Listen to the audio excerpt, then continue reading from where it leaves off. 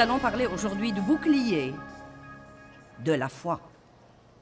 Vous savez, nous les chrétiens parlons beaucoup de la foi, mais croire à Jésus-Christ comme votre sauveur est une chose, c'est une chose pour laquelle nous exerçons notre foi. Mais il y a beaucoup d'autres choses pour lesquelles nous devons exercer notre foi et que peut-être nous manquons. Par exemple, il y a toutes sortes de gens qui croient à Jésus qui vivent sous la condamnation tout le temps. Pourquoi ne pas utiliser votre foi pour vivre libéré de la culpabilité et de la condamnation?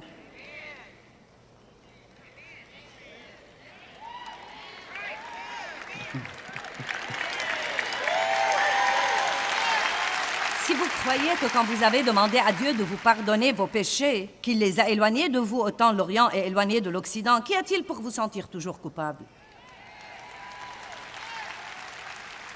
J'essaye donc de dire que bien que nous ayons la foi et que nous disions, eh bien, je crois à Jésus, cela n'est pas vraiment la fin de la foi.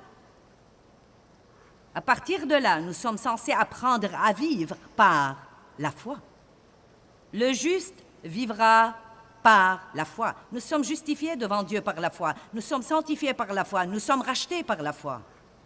La satisfaction de nos besoins vient par la foi. J'allais à l'église pour beaucoup d'années et je croyais à Jésus, mais c'était pratiquement la fin de ce que je croyais. Je ne savais même pas que je pouvais espérer en Dieu pour d'autres choses. Je me rappelle avoir un jour rencontré dans un magasin une employée et nous nous sommes parlé, j'ai su qu'elle était chrétienne. Je lui ai donc demandé à propos des affaires. Comment vont les affaires? Tu travailles à la commission, tu touches un salaire. Vous savez, nous avons bavardé. Et elle a dit, eh bien, les choses ne sont pas très bonnes. Elle a dit, j'ai un quota que je dois faire. Et elle a dit, franchement, je ne l'ai pas fait et je suis inquiète que je puisse perdre mon travail. J'ai dit, eh bien, pourquoi ne pas prier que Dieu te donne grâce et amène les gens à venir à ton département pour acheter? Eh bien, vous voyez, c'était très normal pour moi car j'ai appris que je pouvais exercer ma foi pour des choses comme ça. Mais elle m'a regardée et m'a dit, eh bien, elle était croyante toute sa vie. Elle m'a regardée et m'a dit, eh bien, tu veux dire qu'il n'y a pas de mal à demander à Dieu de l'argent?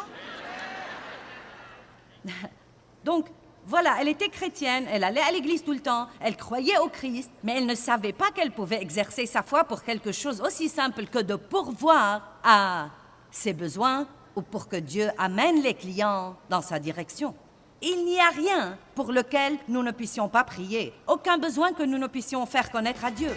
Je ne dis pas que nous aurons tout ce que nous demandons, mais lorsqu'il s'agit de la satisfaction de nos besoins, nous pouvons exercer notre foi.